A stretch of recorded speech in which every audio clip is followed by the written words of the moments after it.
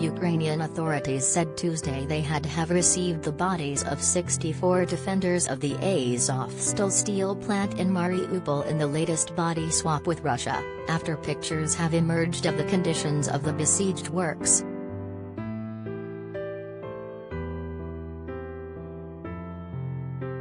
The statement by the Ministry for Reintegration of Occupied Territories said the exchange took place in the Zaporizhzhia region, but didn't clarify how many bodies were returned to Russia.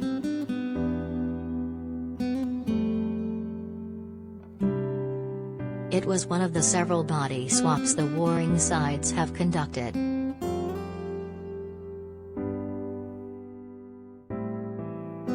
Earlier this month, Moscow and Kyiv exchanged 160 bodies each.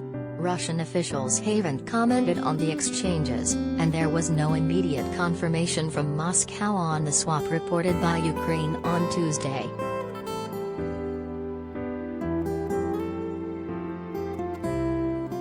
Aerial photos of the damage sustained when the infamous plant was successfully besieged by Russian forces have emerged for the first time.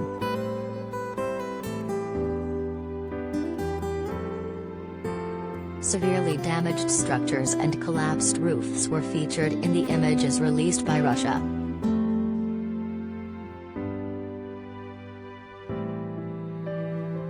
Photos showing improvised washing lines, memorials for dead heroes and beds made out of wooden pallets reveal the almost unfathomable conditions survived by defenders of the steelworks in East Ukraine.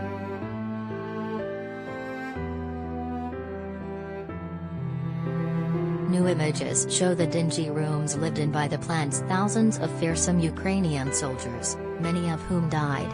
Around 2,500 are reportedly now being tortured by Putin's forces.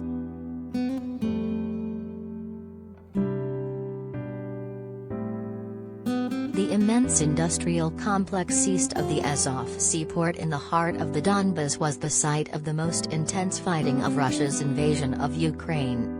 Russian rockets and artillery struck the megafactory for months.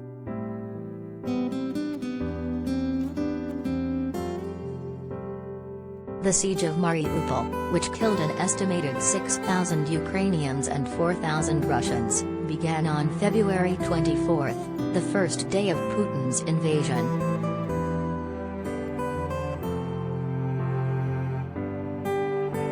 It finally ended on May 20, 2 months, 3 weeks and 5 days later.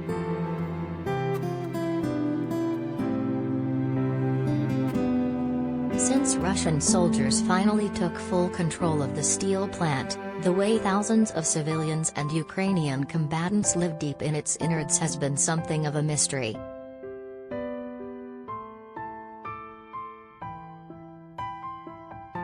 Now photographers are finally able to wander back into its heart, albeit with the Russian occupiers' permission.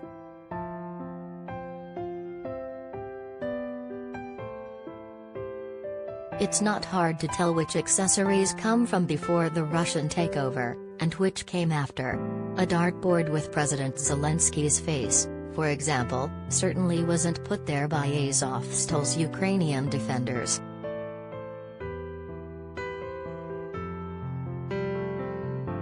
Equally, posters with the faces of slain Ukrainian soldiers, captioned "Heroes Don't Die," aren't new additions either.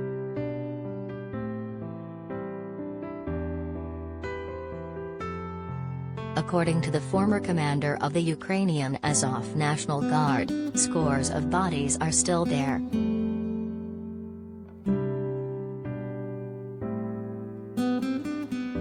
Maxim Zorin said on Sunday that under the terms of a recent exchange, around 220 bodies of those killed in Azovstal had already been sent to Kyiv, but just as many bodies still remain in Mariupol.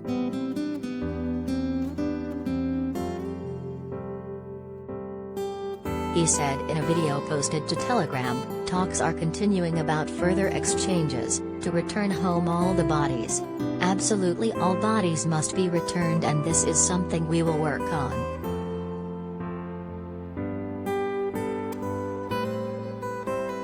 Zorin added that a third of the dead were of the Azov battalion, while the others belonged to border patrol and naval officers, as well as the police.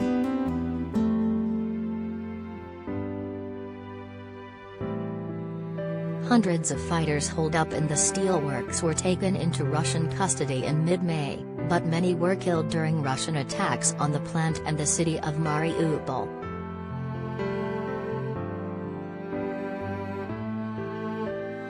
The bodies are in such a way that it will take a very long time to identify each person personally, Zorin added.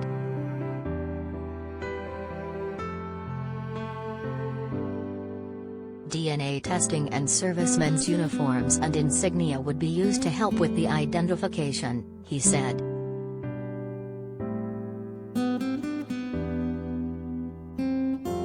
Mariupol is now little more than a wasteland after Russia's months-long bombardment.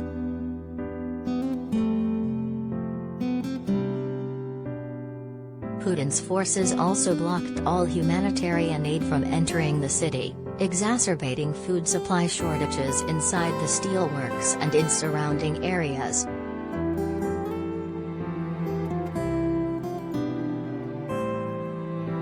Civilians including women, children and elderly people were finally allowed to leave the site unharmed after weeks-long negotiations led by the UN and the Red Cross.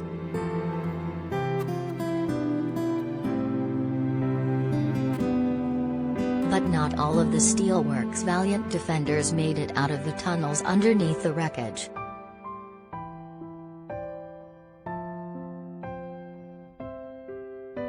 And at least for now, perhaps hundreds will be staying there.